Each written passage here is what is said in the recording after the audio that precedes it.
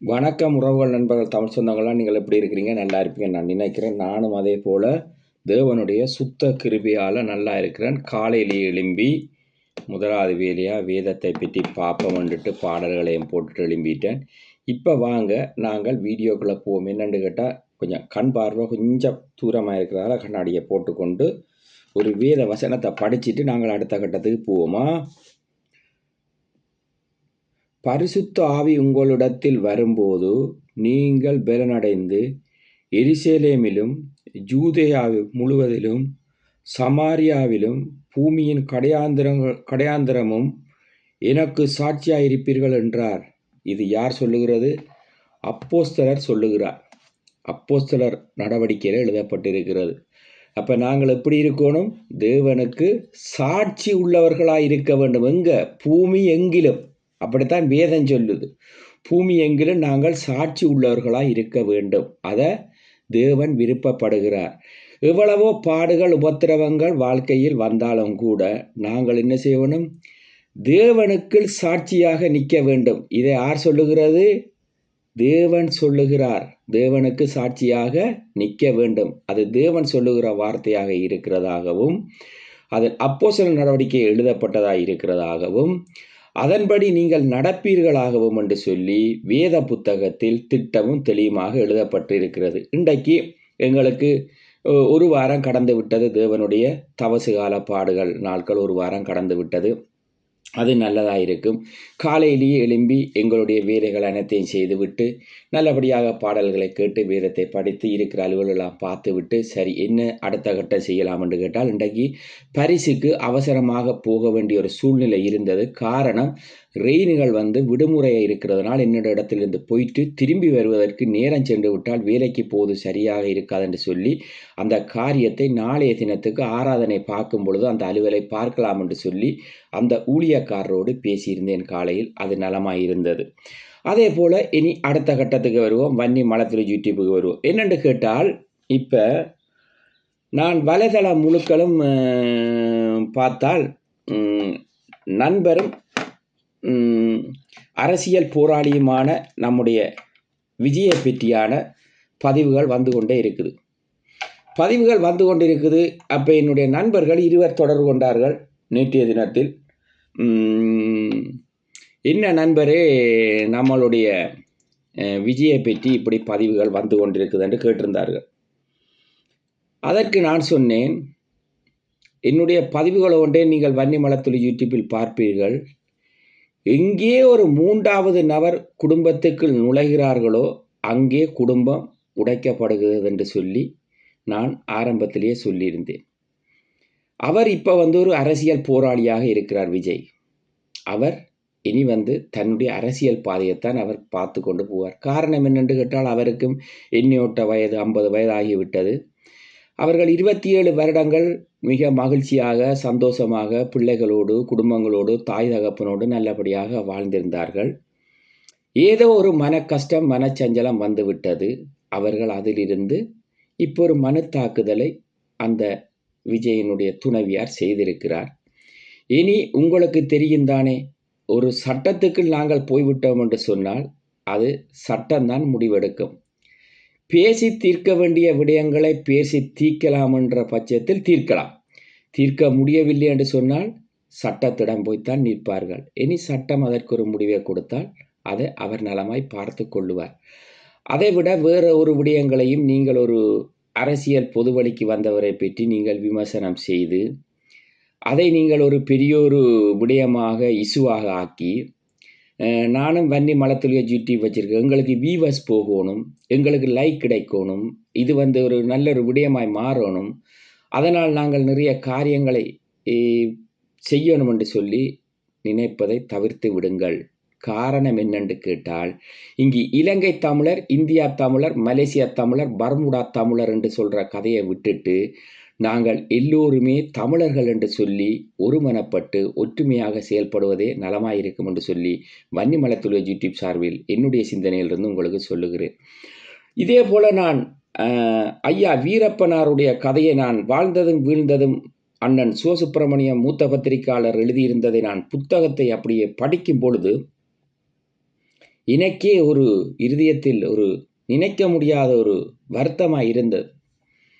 காரணம் என்னென்று கேட்டால், ஐயா வீரப்பனார் சரியான பாதையில் சென்ற காலங்களிலும் சரி, பின்பு அவர் முரண்பாடான காரியங்களுக்கு வந்த காலங்களிலும் சரி, அவரை யாருமே ஆதரிக்கவில்லை. அந்த புத்தகத்தில் எழுதப்பட்டதைத்தான் நான் சொல்லுகிறேன். நான் புதுசாக ஒன்றும் சொல்லவில்லை. அவரும் எவ்வளவோ பாடுகளை பிரச்சனைகளை சந்தித்தும் கூட அந்த புத்தகத்தில் எழுதப்பட்டிருந்ததை பார்க்கும் பொழுது, அவரும் எப்படியேனும் தன்னுடைய மனைவியோடு தன்னுடைய பிள்ளைகளோடு தான் ஒப்புரவாக வேண்டும் என்று நினைத்திருந்தார். ஆனால் அங்கு நடந்து முடிந்ததுகள் அனைத்துமே கவலைக்குரிய விடயமாய் இருந்தது அந்த புத்தகத்தை படிக்கும் பொழுது.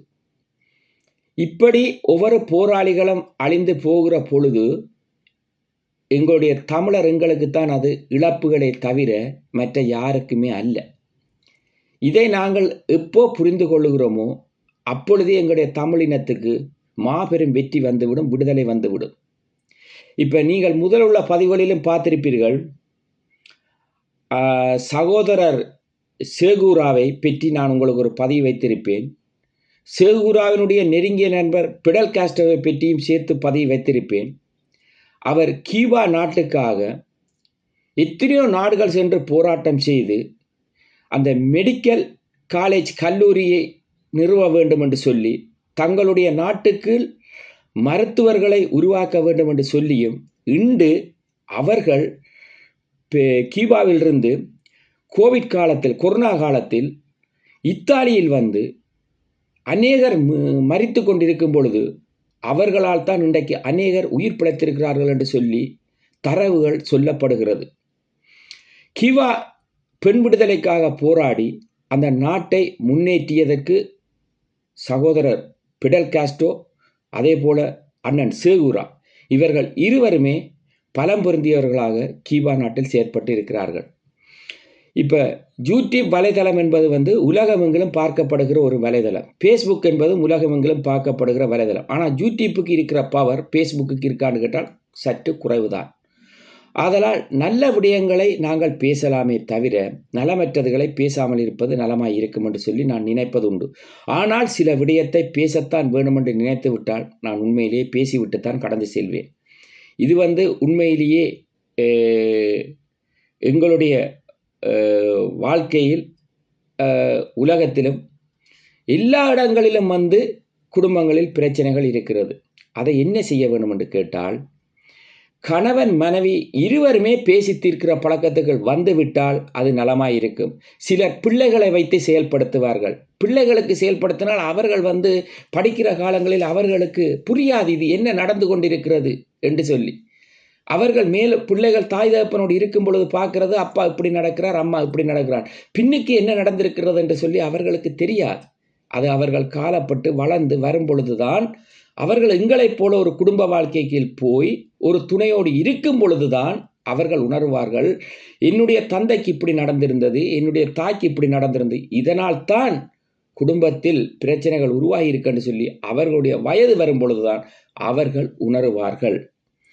கணவன் மனைவி இருவரும் எப்பொழுதுமே ஒரு பிரச்சனை வரும் பொழுது உண்மையை நாங்கள் கேட்கும் பொழுது யாருக்குமே பிடிக்காது. உண்மையை தட்டி கேட்பதில் யாருக்கும் பிடிக்காது. காரணம் என்னென்று கேட்டால், நீ என்ன கேட்பது, நான் என்ன சொல்லுவது, கொண்டதே வாழ்க்கை, கொண்டதே கோலம், கொண்டு வா திண்டு பாப்பம் என்ற மாதிரி வாழ்கிற மனுஷரிடமிருந்து மிக ஜாக்கிரதையாக இருக்க வேண்டும் இந்த நாட்களில்.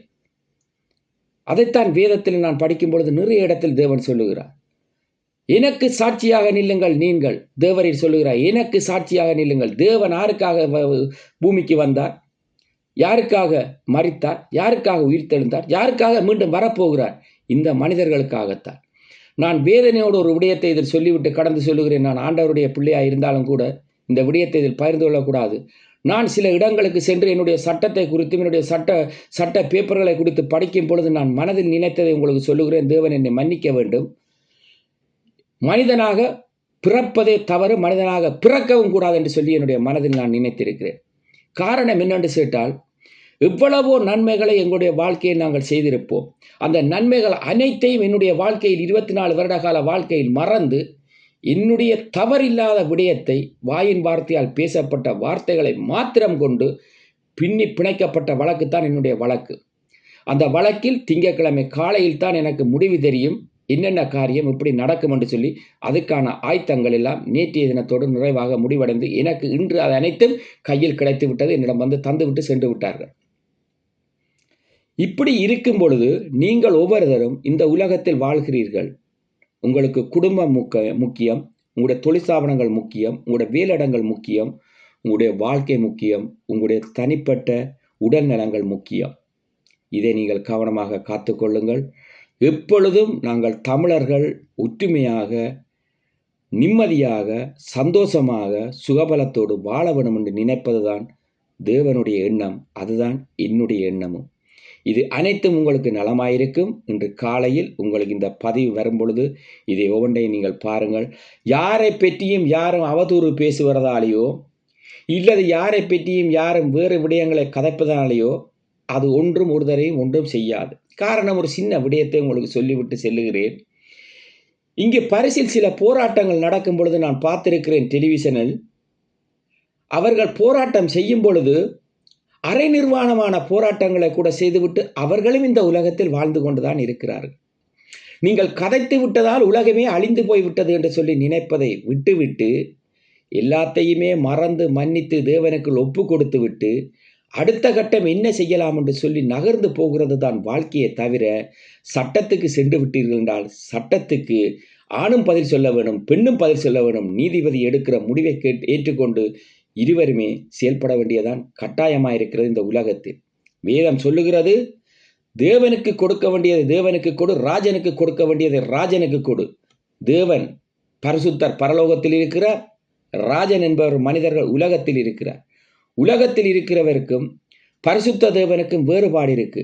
இந்த ரெண்டுக்கும் இடைப்பட்டதுதான் மனித வாழ்க்கை. இதை யதார்த்தமாகவும் அமைதியாகவும் அன்பாகவும் சந்தோஷமாகவும் கொண்டு போறவன் உலகத்தையே ஜெயிச்சு கடந்து செல்லுகிறான். கோபத்தோடும் பிரச்சனைகளோடும் எரிச்சல்களோடும் பொறாமைகளோடும் செயல்படுகிறவன் எல்லாத்தையுமே இழந்து அங்குமிங்குமாய் அலைந்து கொண்டிருக்கிறான் என்று சொல்லி வேதம் சொல்லுகிறது. கானானை மோசே சென்றடைவதற்கு 40 ஆண்டு காலங்கள் அலைந்திருக்கிறார்கள். அவருடைய முறுமுறுப்பினாலும் அவர்களுடைய இருமாப்பான இருதயங்களினாலும் அவர்களுடைய அக்கிரமான சிந்தனைகளாலும் 40 வருடங்கள் சென்றிருக்கிறது. ஆனால் மோசே கடைசி வரைக்கும் அந்த ஜனங்களுக்காக பார்வோனிடத்திலிருந்து அந்த ஜனங்களை மீட்டு கொண்டு வந்து மோசே கடைசி வரைக்கும் கானானை சுதந்திரித்துக் கொள்ள முடியவில்லை என்பது எனக்கு கூட வேதனை தான். காரணம் என்னென்று கேட்டால், ஜனங்களுக்காக அவ்வளவு போராடிய மோசே கடைசியில் கானானை சுதந்திரித்துக் கொள்ளாமல், கானானில் ஒரு கிளாஸ் தண்ணி குடிக்க கூட முடியாமல் தேவன் எடுத்துக்கொள்ளப்பட்டார் என்று சொல்லி வேதம் சொல்லுகிறது.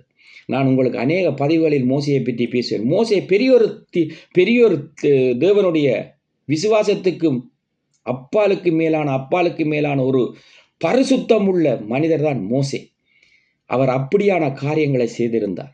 நாம் வேதத்தில் படிக்கும் பொழுது கோத்திரங்களை பற்றி வேதத்தில் எழுதப்பட்டிருக்கும் பொழுது ஒரு இடத்தில் பார்த்தேன், ஆபிரகாம் யாருக்கு பிறந்திருக்கிறார் என்று சொல்லாமல் தேவனுடைய பிள்ளை என்று சொல்லி எழுதப்பட்டிருக்கிறது. ஆபிரகாமுக்கு அடையாளம் ஆதி தந்தை என்று சொல்லுகிறார்கள். அப்படியான காரியங்களை படித்து நாங்கள் போகும் பொழுது எங்களுக்கு இன்னும் பரிசுத்தமும் உண்மையும் வளர்ந்து கொண்டே இருக்கும். தனிமையில் இருந்தாலும் கூட நான் எப்பொழுதும் புத்தகங்களை வாசிப்பதும் வேதத்தை வாசிப்பதும் நல்ல பாடல்களை கேட்பதும் அதே போல தேவனுடைய காரியத்தை குறித்தும் நீண்ட தூரம் சிந்தித்து கொண்டிருப்பேன். எந்த நேரமும் பணம் பணம் பணம் பணம் என்று சொல்லி போனால் பணம் ஒரு மனிதனை மீட்பு பெற வைக்காது. வாழ்க்கைக்கு பணம் தேவைதான், ஆனால் மீட்புக்கு பணம் தேவையில்லை. பணம் முக்கியம் உலகத்தில். அதைவிட தேவனுடைய பரிசுத்தமுள்ள உண்மை உள்ள வாழ்க்கையும் மிக மிக அவசியம். இதை உங்களுக்கு இன்று காலை நான் சொல்லியிருக்கிறேன். இது 15 நிமிட வீடியோவாக இருக்கும்.